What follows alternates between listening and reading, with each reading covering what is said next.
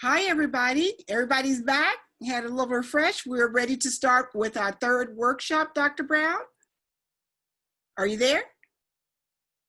I'm here. You're here. Okay. All right. Everybody is back. So now we should proceed and let's go for the third workshop.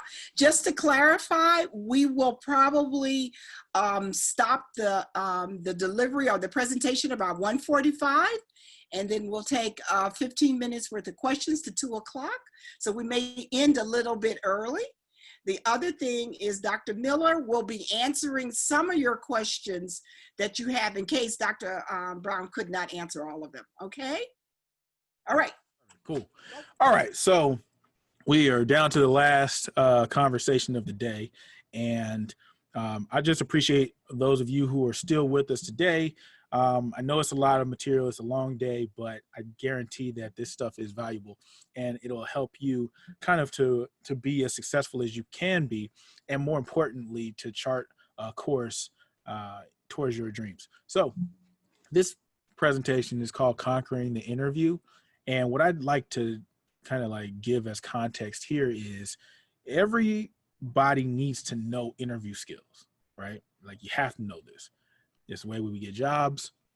There's not a single profession that I know of that you can just like, unless you started your own self, that you don't need to know how to have or how to interview or have good interview skills.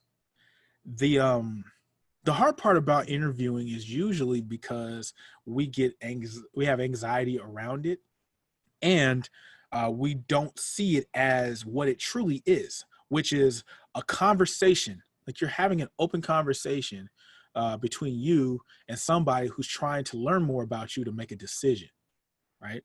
So we're going to talk about some of the strategies and tactics that you can employ to interview well, but more importantly, to leave a lasting impression. All right. So I mentioned earlier that, interviews serve a bunch of purposes, right?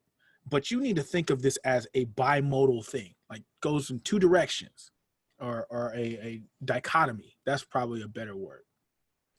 So it serves the purpose for the school, the institution that you're trying to apply to, because what they're doing is using this interview to figure out who you are. They want to assess what your skills are and your characteristics and see if they're in alignment with the values of the institution. The second thing is they're trying to figure out if what you presented on paper is the same thing that you are in the real form, right? So they want to know, is there consistency between who you project and who you actually manifest as, right? And then finally, it's their way of creating a brand for the school. They're trying to make sure that people are interested.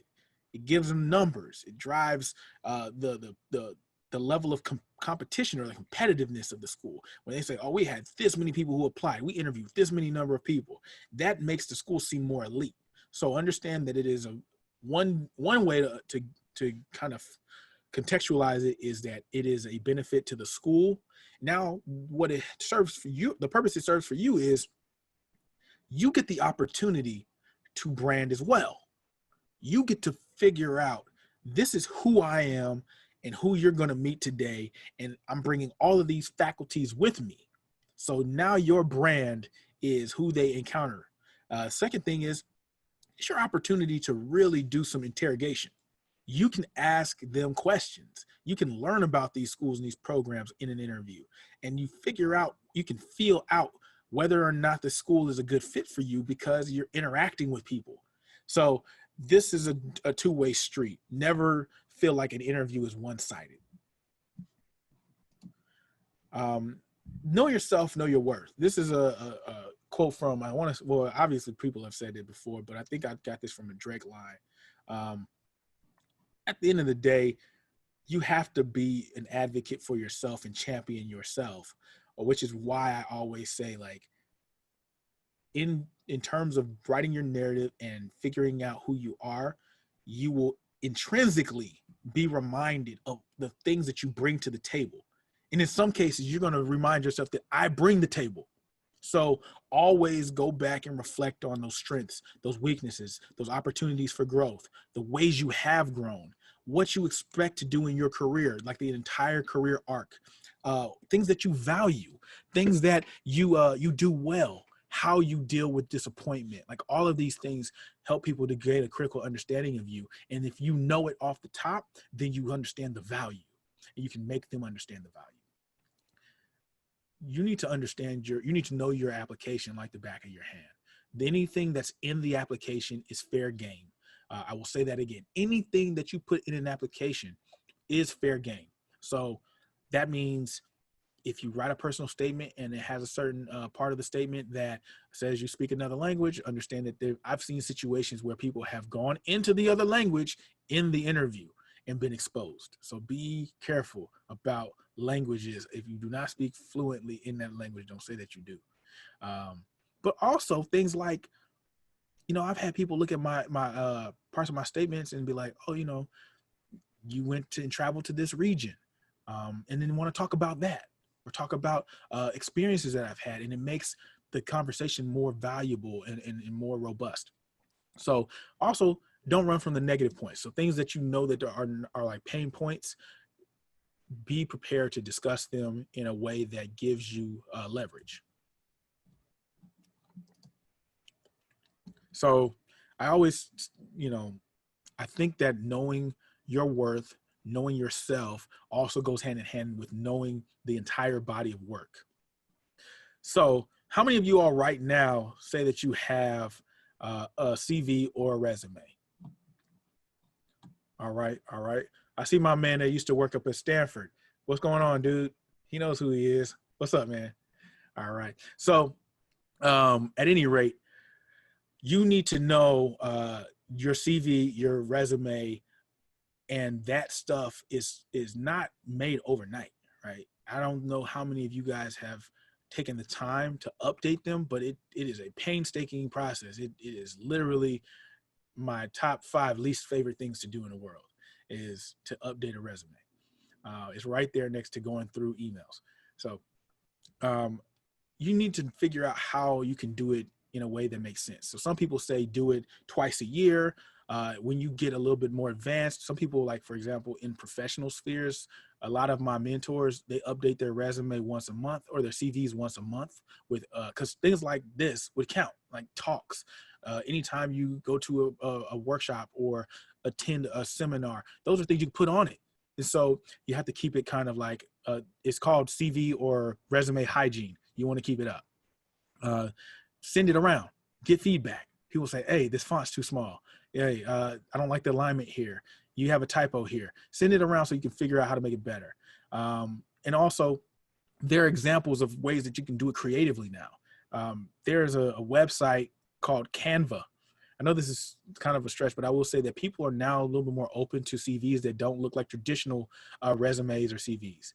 Before, it had to all be white, very clean cut and prim. Now you can do some with a little bit of color, some like different font types, weights of the font. So you can use things like Canva to help get ideas on how to make a resume pop or make a resume look like it's different from the others and still have the same information. Proofread it, and then know the difference between the two. So I've mentioned CV and resume kind of casually. The difference between the two is that a resume is usually 1 page, 2 pages max. A CV can be as many pages as possible. Some people have CVs up to like 40 pages of just events, not events, but things that they've contributed to create a robust body of work. The resume is most recent things, most impactful things, concise, and showcases your abilities and strengths. You want to evaluate your prospects kind of like aggressively. So this means the folks who you're applying to, put them through a rigorous evaluation process as well, because they're doing the same thing to you. You need to be about finding an alignment. So that means knowing the school, understanding what its mission statement is, understanding what they tout as their principles. How do they grade you? Are they pass fail? Are they letter grade? What's their style? What's the curriculum style? Are they doing organ systems?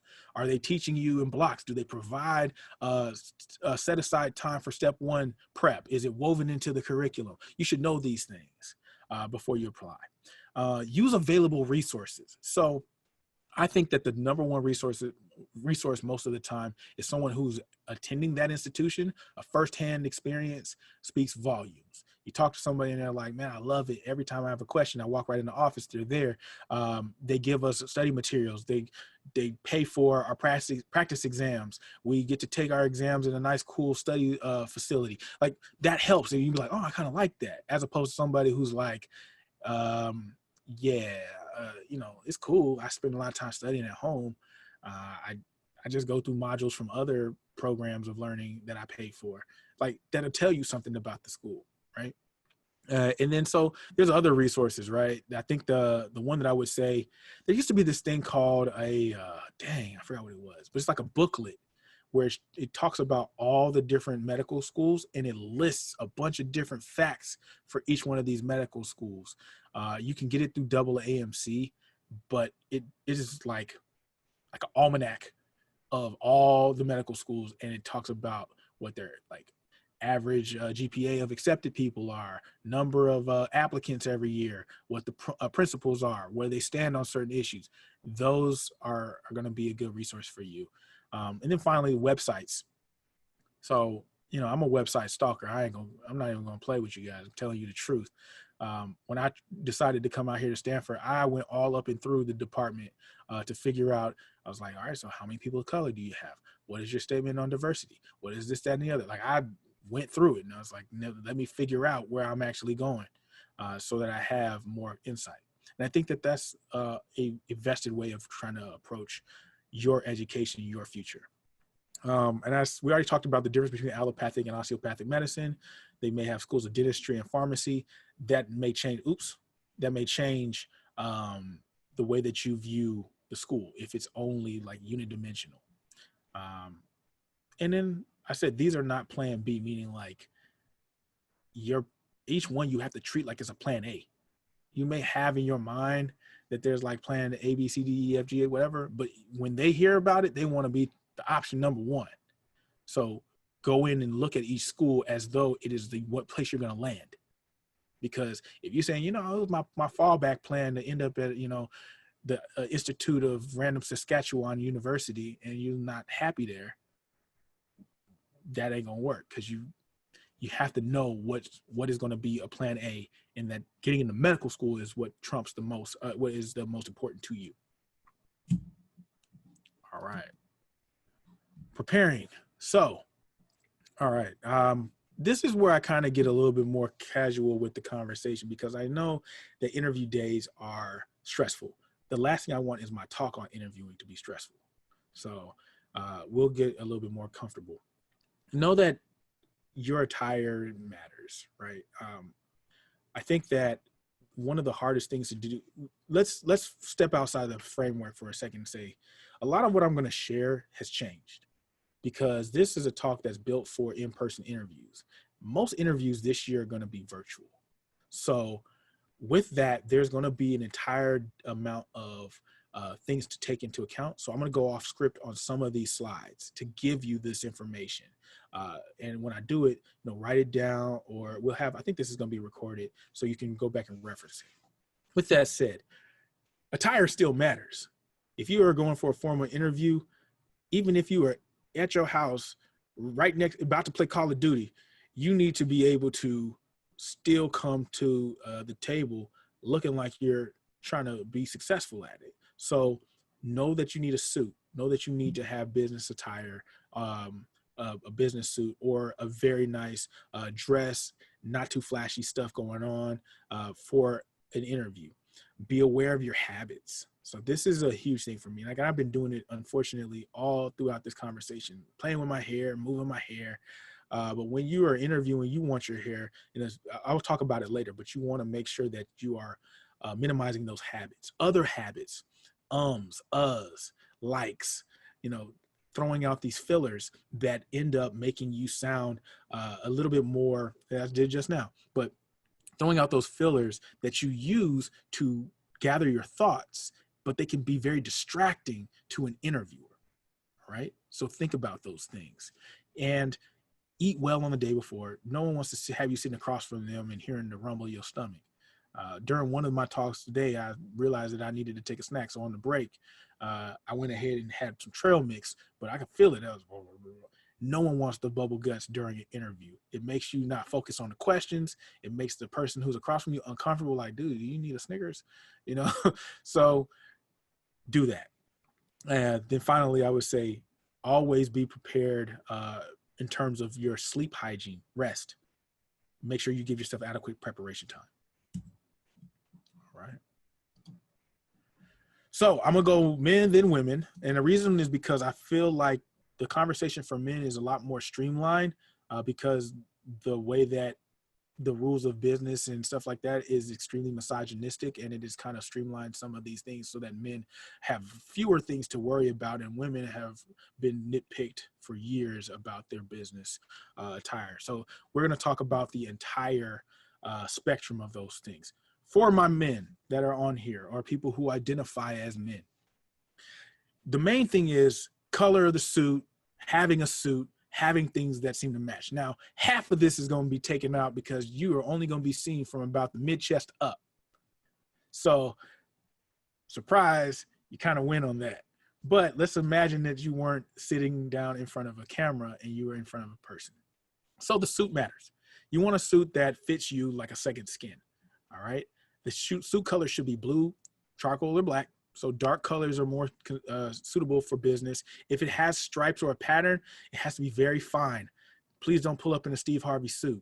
Unless I'm like old Steve Harvey, not new Steve Harvey. New Steve Harvey got checked so many times that now all his suits look amazing. But with that said, don't have the Easter suit, 8 buttons, 4 buttons. You should have your number of buttons on a suit jacket should be the number of times it takes you to get something correct plus 1. All right. It should only take you 1 time to get something correct. Add 1. 2 buttons max for your jackets. All right. The shoes. The shoes are important because if you are wearing something that is distracting, like you got on a pair of Gators, a pair of Air Forces, all of these things do not appear as professional. Mahershala Ali right here. He has almost the exact same kind of setup with the exception of the tie. Darker tie, blue suit, pocket square that's folded, executed well. You did the same thing. Yeah. So what I'm saying is, in general, you want them to pay attention to you, not to your suit, not to your tie, not to the things you got on. Then I would say more importantly, like the shirt color, I used to love like super bright neon green shirts with like a pistachio. All of that stuff was cool to me at first. And then I realized, like, if I'm going on an interview, they're going to be saying like, damn, this shirt is bright. So you have to really think about toning it down. Whites are good. I do think my favorite color in a suit is like a very light blue. Of a shirt, like a very light blue or very pale pink, like almost a white. A pale pink gives you a little bit of color and allows you to stand out a little bit, but nothing distracting. Don't come through in a black on black, murdered out suit. That's not what we want. Or this is, unfortunately, brothers love the color like this Merlot burgundy. Stop. No. Don't do that. The other thing, and I'm going to say this very to be politically correct here, right? We have a lot of folks who have roots, like African roots, Nigerian, Ghanaian roots. We know that you have very robust wares. In an interview, we're not ready for that yet. We're not there yet. We are not there where we see that as a extremely US-centric professional attire. I don't know if I would wear that to an interview. I would definitely wear that on days that are celebratory. I would wear that to class on any day, but I don't think we're ready to wear that in an interview. And it's just me being transparent about it, because not everybody's going to be able to understand the history behind why you have on what you have on. All right. I talked about ties. So I get the question about bow ties a lot because people love the way that they look. It makes you appear extremely intelligent. If you have like some a sartorial flair. Bow ties is like another thing that people throw on there. I personally do not think that bow ties are great for interviews. I think bow ties are excellent for formal events. I think they're excellent for any type of, like, if you want to go to church with your bow tie on, that's great. If you have an interview on TV and you want to stand out a little bit more, fine. But if you're talking about interviewing for a medical school position, a bow tie can be distracting and make you appear a little bit more, what's the word I want to say, like pompous. So be careful with that. And then finally, accessories for men that are acceptable. Wedding rings are great. Watches are great. There's even a study, and this is kind of crazy, but there is a study that shows, I know that everybody at this age range may not be married, but that there is a preference for people who wear glasses and have wedding rings in interviews. A standard watch that is very sleek. The Apple watches, those work too. People are okay with that too. But just make sure that the band does not distract from the watch itself. And a tie bar. So the tie bar is just something that keeps your tie from flipping out. It compresses it to the chest. It can be very simple. You can get one that's like an inch, half inch. All right, let's keep it rolling. So now I'm on to the ladies. All right, women, people who identify as female, I want you to pay attention to this, because I'm going to have this conversation in a way that, now trust me, I don't know everything about what you got to go through to dress, but I have vetted this information through multiple different sources. And so I'm sharing those lessons that I've learned. All right. One, you have a spectrum of things that you can wear to an interview. The goal is, most of the time women are saying, I want you to focus on me as the candidate. I'm trying to make sure that you understand that I'm here seriously and to take me seriously, and that I'm intelligent, and that I'm fully capable. So you can do things in your outfit that are smart, that help to build and amplify that. Part of that is having a bad business suit. So every single person needs a business suit. But for women, the difference is sometimes you can't just pull your business suit off the rack.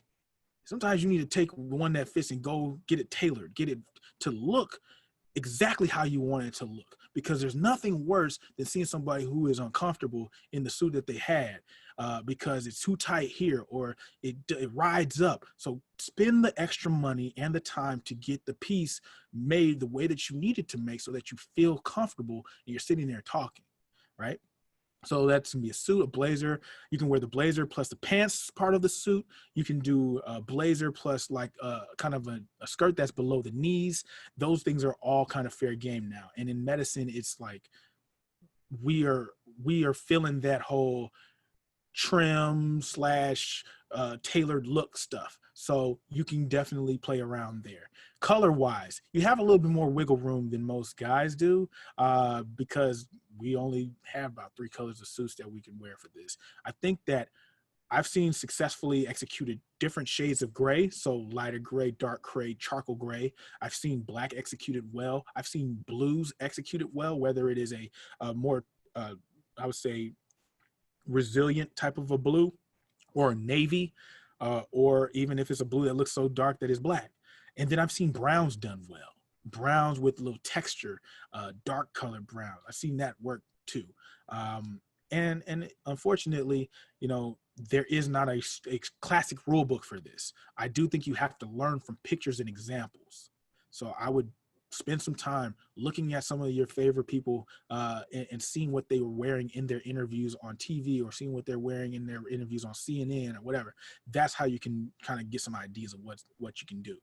The shirts, most of the time people are saying wear a white shirt or a pale blue shirt or a pale lavender shirt or pale pink, but you can do smart colors too, right? So I've seen some people do a blue with very fine, like a top that's got some fine pin points or pin dots or whatever. I've seen very fine stripes. It is a different world with shirts. I mainly say if you are simplistic and you can make it streamlined, then people are going to say that you look good. For accessories, all right, now listen, you got to use pieces that they're not signature pieces. You should not have the big old amulet that you save when you want to go out and be like, yo, this is my I'm about to go to brunch look. No, take that thing off.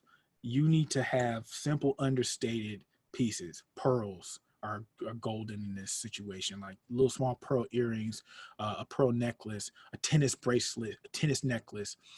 I am on the fence about those necklaces that have like your name written in them in gold. They're very thin, and they'll say like, you know, whatever, they're Trinity. But look, nameplates are nameplates as far as I'm concerned.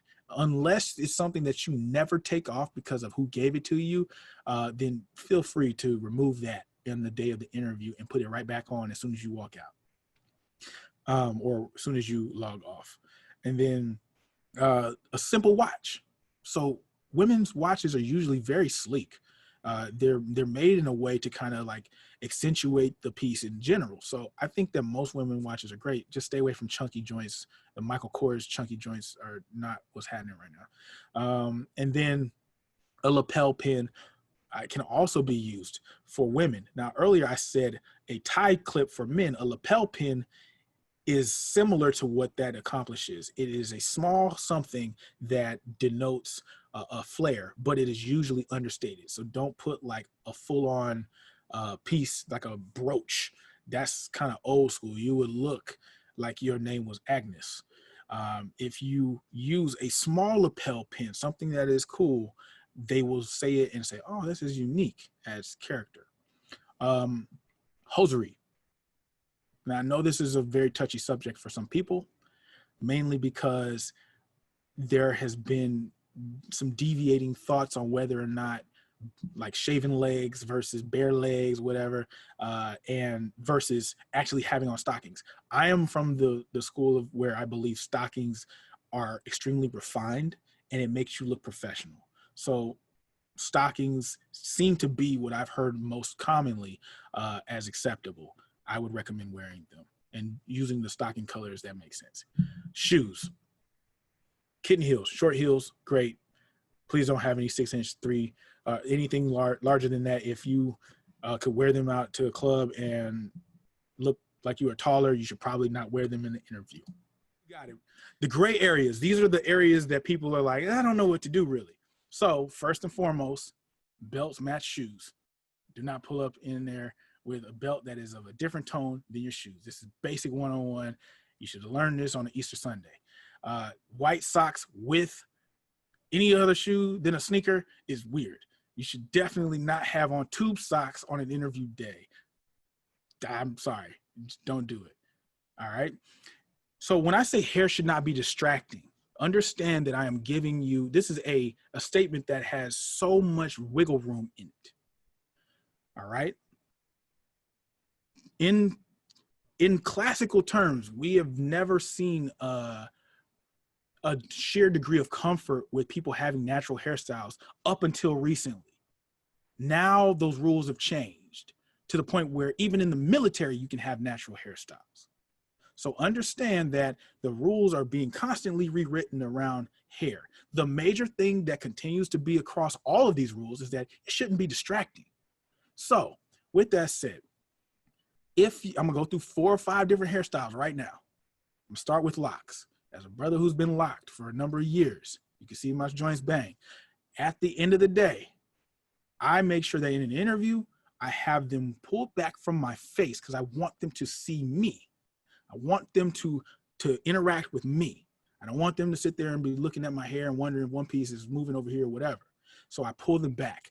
If they're long enough to throw in a bun, do the bun. If they're not long enough to do in a bun, you can just put it in a ponytail. If they're not long enough to be in a ponytail, then just make sure that they're twisted as tightly as possible. I'm talking about they need to be like a straight Tom Brady spiral tight. That's how tight it needs to be. All right. Twisted, edged up, clean. I'm just surgical. You want someone to look like they took a Bible page and just singed each part of your hair to make sure that it was chiseled perfectly, right? That's how much you want to be. I'm talking angles, 90-degree angles on your lineups, all right? And even in the back.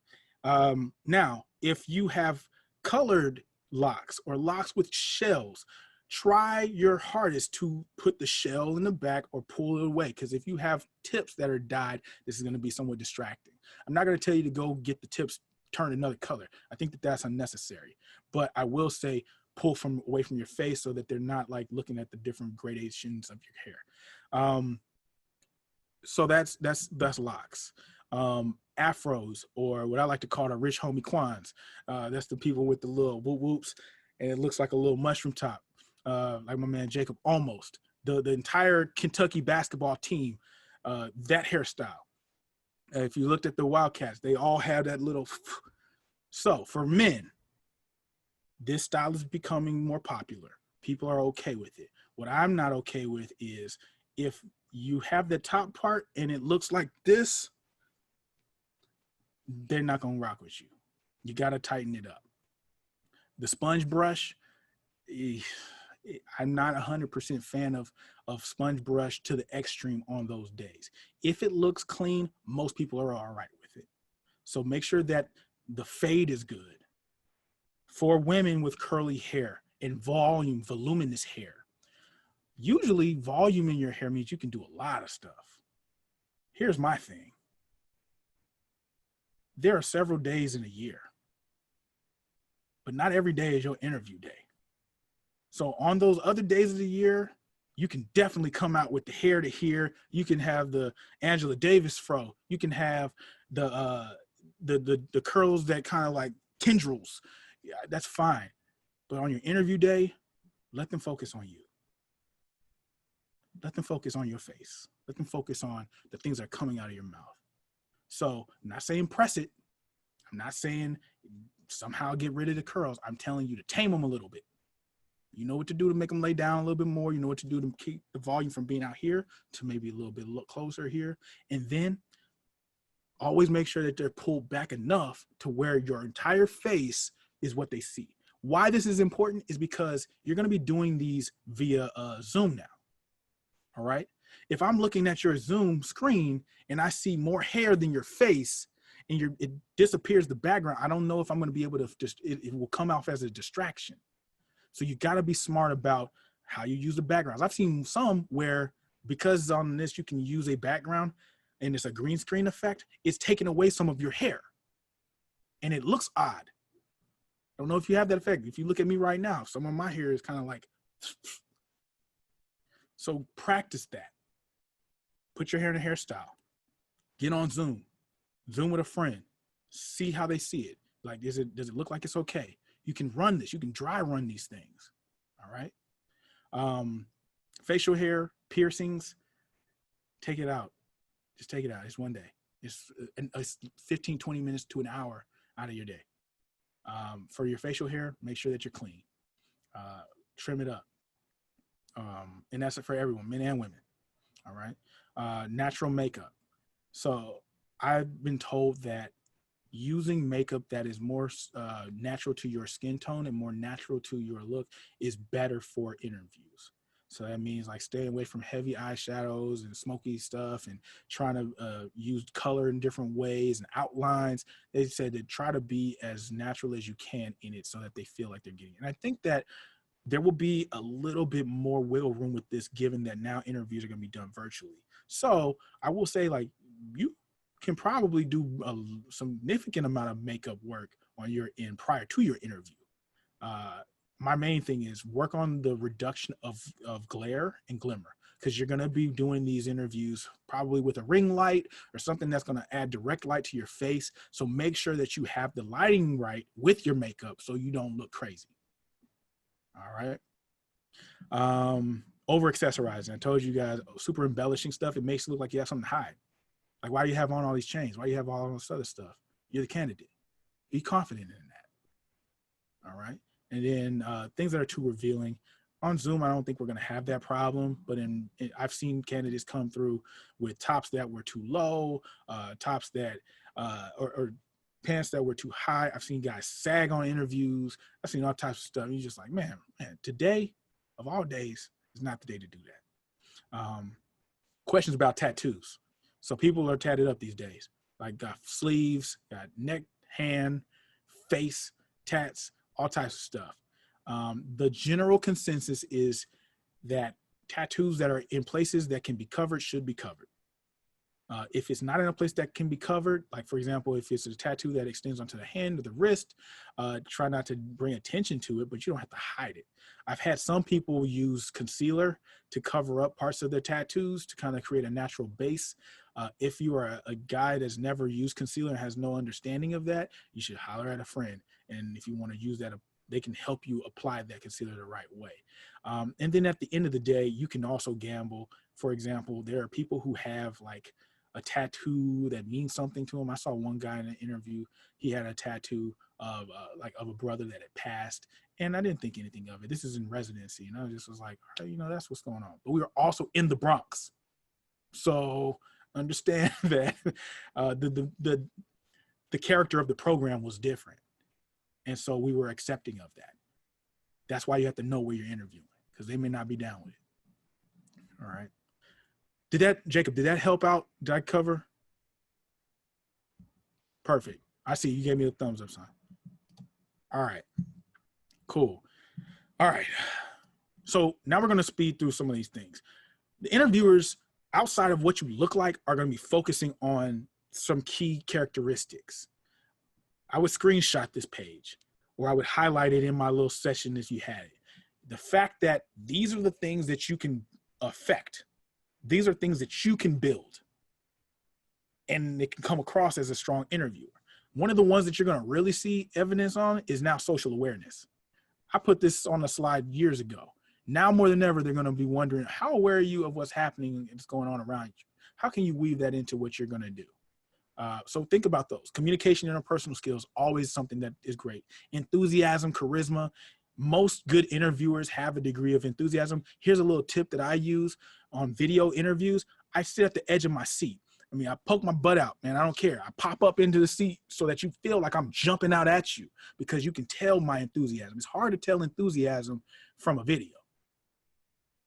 So here are some tips. I'm trying to give y'all the blueprint, right? Other things that you can do in terms of like showcasing the fact that you have confidence is smiling. Smile in your interviews, because otherwise it looks like you're just super nervous. All right. Other activities with the interview. So this is kind of like, I'm going to speed through this slide because half of this doesn't matter anymore because of COVID. But I was basically saying that there are things that you might do on interview day outside of just the interview. Half the time it means they're going to take you around the school. They're going to show you people. They're going to give opportunities for you to engage with the school. Unfortunately, that's not what's happening anymore. They may do it all virtually now. All right, now to the nitty gritty. The interview itself. Most of the time, they will do 2 to 3, or they can do as many as 5, like micro interviews. All right. So there's a nice way of doing this. They usually want one person who's currently a student involved in the interview. They're usually going to want to have somebody who is a faculty member, and they're probably going to have somebody who is executive faculty or executive staff. So you'll get to talk to a vice chair or a program director. You'll get to talk to another person who's faculty in the hospital or in the school. And then you'll get to talk to somebody who's actively at the school that's usually more senior. That is usually the anatomy of an interview day. The group interviews are not going to happen as much anymore unless they invite you to a Zoom like this and all the interviewers in one space. So expect that to be one of the strategies that schools are going to use in this coming cycle, is they'll have you Zoom in and it'll be 4 people. And then they'll just ask you questions like this. All right. One of the key things here is that you get to keep your answer focused. Now, now that the interviews are via Zoom, there's an easier way to keep yourself focused. If I told you I had a sticky note right here next to my screen, would you be able to see it? No. So I can literally put my answers on the screen on sticky notes. I can put an entire easel next to me where I have things that I can refer to. So you got to use your skills and your tricks. There's a value now that you have essentially decentralized the process of interviewing. You can do it at your home. So you can build an environment that makes you more successful. Think about those things. But you can write your answers down. You can write bullet points of your answers to keep you focused. Avoid being self-centered. So that is the when you start going off on tangents that are specific to just you, not an experience, not a point you're trying to make. You're just talking about things because either you're nervous, you're rambling, or you sound like you are self-absorbed. And then always turn your weaknesses into strengths. We spoke briefly about many interviews. This is what I think is the strategy for the upcoming seasons. Season now is that I think they're going to do many interviews via Zoom, multiple ones, one session. All right. Think about this being like speed dating inside of a Zoom call. And your goal is pay attention to who's talking to you. So when you look in Zoom, be able to look at all the names, maybe even write all the names or hover over their icon to see their names. And then try to be as communicative as you can, right? Because they are trying to figure out what they can about you from this screen, this window. They're looking at your verbal and nonverbal cues. They're looking at, are you, distracted? All of those things are going to play into account. And then some things that we never had to face before, like they'll be looking at your background. They'll be looking to see what's behind you. So it may make sense. A couple tricks of the trade. One, if you have design abilities, make your own backdrop. Design a backdrop. You can go to Canva. Canva.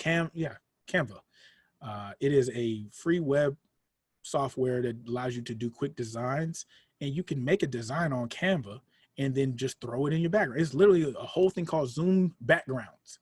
You can just download a Zoom background and throw it up behind you. Second thing, if you're one of those more natural people, like I want to create a living space that has movement and stuff, be careful about how you do that, because you want to focus on lighting and try to eliminate distractions in the background. And the last part I would say about the way that they're going to be evaluating you is, do you have the optimal equipment? So speed of your internet is going to come into play. All right. You want to try to, for interview season, just for them few months, go and upgrade your internet package, because you want to have them come through as clearly as possible. 2, make sure that you have a device where this camera has good resolution. 3, invest in lighting for your interview or borrow some. And then 4, you want to have a microphone set up that is crispy clear. Right now I'm using a podcasting microphone, but you can use any other variety of things to make yourself sound clear. All right. So I kind of just skipped all of these things. I wanted to give some stuff off script. They're going to ask you some of the standard questions. You know these questions well. So I put some in here just to show you. The main ones that I think are going to come this year are going to be built around COVID, are going to be built around social justice, ways that you feel like healthcare operates at this intersection. People are going to say 1,000 times, it's an exciting time to be in healthcare. It's an exciting time to be a part of medicine. It's an exciting time to be Why is it exciting? Can you explain to them why you think it's exciting? Can you explain to them how you feel that you're going to be a useful member in the healthcare environment? Start thinking about those things. But you're also going to get questions like, why do you want to be a doctor? What's the most difficult stuff you've encountered? Your standard run-of-the-mill questions. So wow them. They got time. They now more than ever, they got time, because they can do it right there at their house in their comfort of their home and then really dig into you. So think about that. All right. All right. Excellent. Excellent, Dr. Brown. Thank you. I think we're done. Yeah. Oh, wait, let me just do this one real quick. Just this last one. Okay. This is the most important slide out of everything. Right. All right. Sorry, guys. I'll make this concise. This slide is showing the results of a study. The study basically gave a point value to a bunch of different features that happen for interviews, right? This is the way that they rank the value of these metrics. And the people who were ranking them were admissions committee members. So they said, how important is it that the MCAT score is within a certain range? How important is it that they have community service and leadership experience? How important is it that they have a good personal statement? So the column that you see on the left side of your screen is, this is what it takes to get an interview for them to invite you. This is how they rank you. This is how they rank your application package. As you can see, the most important thing was GPA and MCAT scores for invites. Now let's look over at the other column, the people who got accepted. The most important thing was the interview, followed by letters of recommendation. So you can just draw a line right there.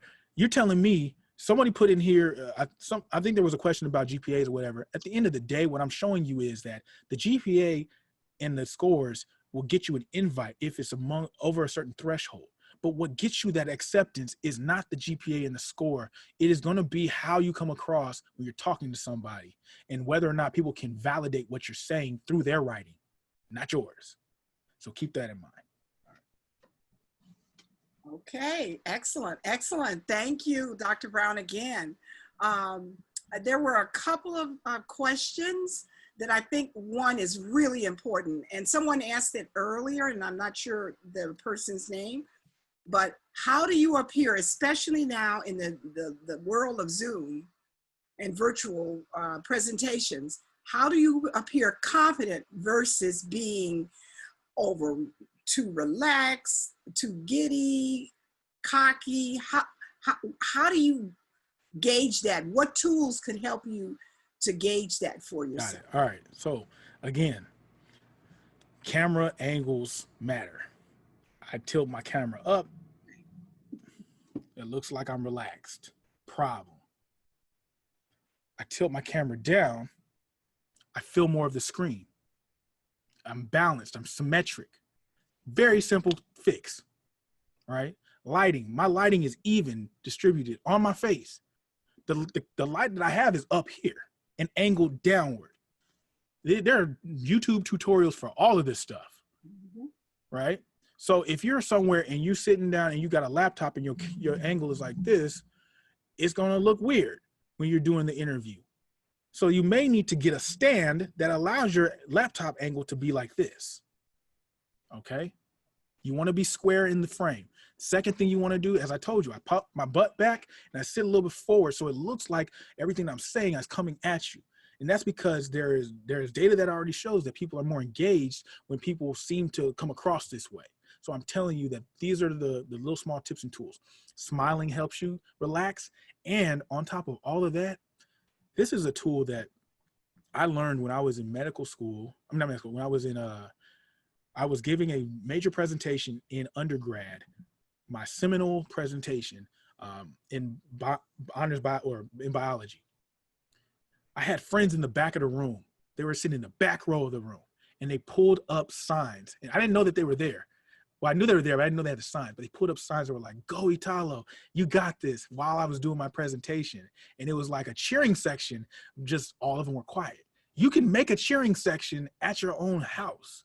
You can literally put signs up and build it around you to make that environment as comfortable as possible. You can burn a candle. You put on some incense. You do whatever you want to do to make that environment yours, because what they going to say? It's your house. As long as what they see in front of them is the candidate, and the candidate appears ready and prepared and confident. Okay. I don't see any other really pressing questions that either you didn't address or Dr. Miller in support have already addressed, either by typing it in. So does anybody have anything pressing? Because we are going to wrap this up a little early. And if so, just send it in and we will try to see if Dr. Brown can address it, or Dr. Miller if he has to leave. Okay. All right, I don't see anything else. Thank you again, Dr. Brown, for all of your support. Thank you. I really appreciate you guys, and I enjoyed this talk. Nah, man, I appreciate y'all. This is incredible, and I think you all did an excellent job to have 70 participants and who've been locked in for this conversation. It is a testament to how well organized this was and how important it is to have this. So for the participants, I'm telling you guys, those materials that they're providing are invaluable. Even though you may have just registered or whatever to get this, it is invaluable and you can use it throughout life. One of the comments in the chat said, or one of the doctors that commented in the chat said, a lot of this stuff is not just limited to your pursuit of medical school, but you can use these skill sets far after medical school. I still use the same style of writing for personal statements. I still use the same interview tactics. I update them, but for the most part, this is transferable. You can use it as far as you can dream for yourself. Great, great. All right, thank you. We know you have another appointment. Yes. And, please drive carefully, be safe. And thank you again. And we'll close out with a few more remarks to the students. And we're going to close this whole session. It's been a pleasure, you guys. Okay, thank you. Taking off. Okay. Just to wrap up, I would like to just add that, again, PMF will be doing numerous virtual sessions. Some of you asked about mentoring and networking and mock clinics and all of those things. We're trying to plan to support you, letters of recommendation. A lot of this you can, check on your own. Some of you need really good letters of recommendation, but that's a connection. And sometimes we even, hopefully in the future, will be able to provide opportunities for you guys to work on a project. And one of the projects we're looking at is to try to find a national registry for students who want to become doctors, who are African American and Black, and minorities who want to become doctors, so that there can be a connection. They're not connected yet. Even the Student National Medical Association hasn't put that out, so we're working on that. So pretty much, unless somebody has any pressing questions, I think Dr. Miller and Dr. Brown and Dr. Brooks may have some final words, and we can close this one out. Dr. Miller, do you have a final few words? Are you still on? Is she still there? Okay. All right, Dr. Brooks, you got a final few words to close out? Yeah, I just have two things I'd like to leave us with as we close. And it's really a quote from the commencement speech that I had heard, and it was given by someone who was giving it at Indiana University. And it said, "You must knock on doors until your knuckles bleed. Doors will slam in your face.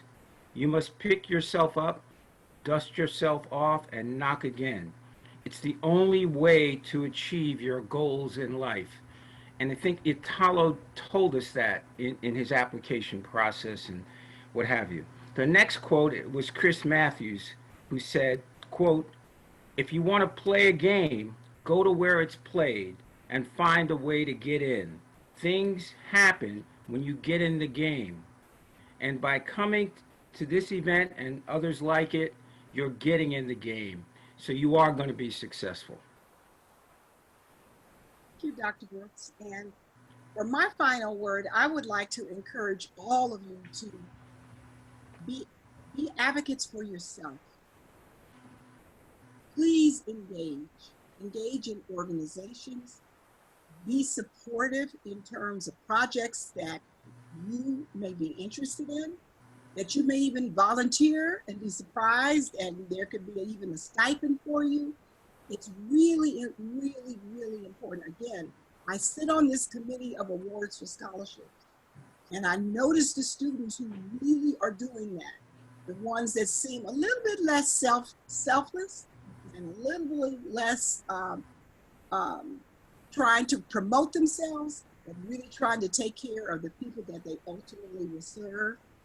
Hopefully that's been healing. So I wish you all the best. We will keep your emails, we'll keep your contact information.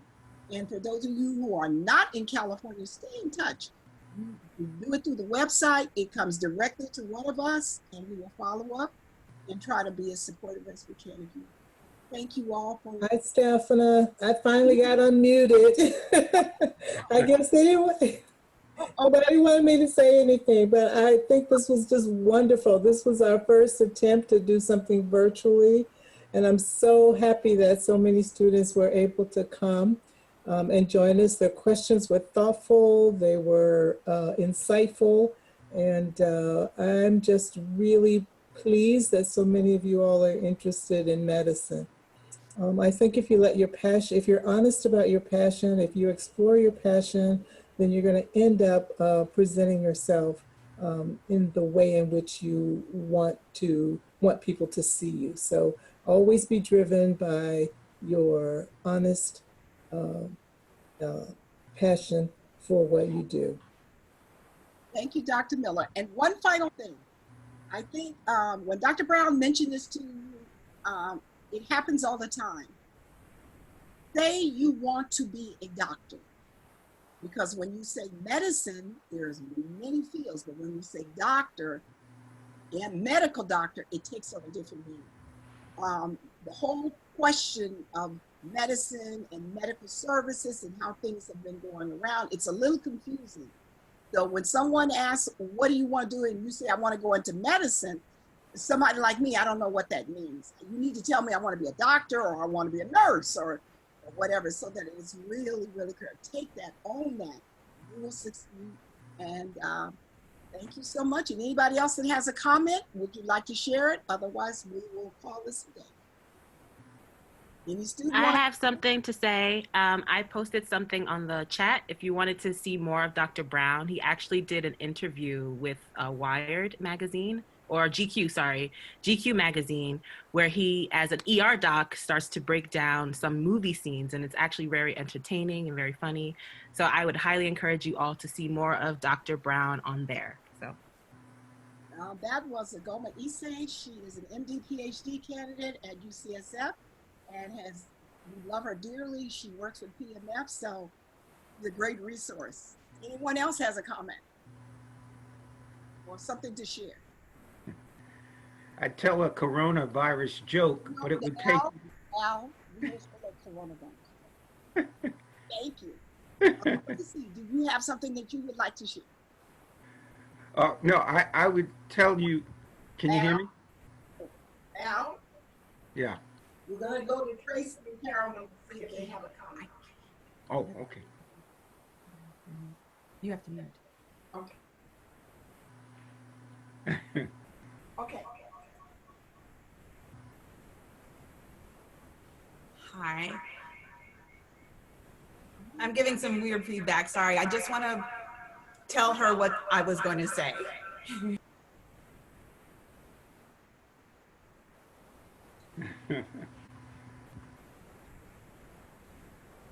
We have to be careful about Dr. Brooks's jokes, guys. That's what that was all about. It was totally benign, but that's okay. I want to remind you guys about the certificates. For those of you who have stayed on all three, will definitely be receiving the certificates. And so you guys will all have that, okay? And Al, if you want to tell your coronavirus joke, please go ahead. The only thing I was going to say is I was going to tell the group a coronavirus joke, but it would take them 2 weeks to get it. Oh, please. Okay. Since Thank you, everyone. Oh. Take care. Bye-bye. Bye. It's an inside joke. Thank you. Thank you. Thank you. Thank you so much. Thank you, everybody. Really appreciate the time and opportunity. Thank you. Stay safe. Thank you so much. This was fantastic. It was good to meet Yeah. all of you. Thank you. This was so See you in the future, good. Silvana.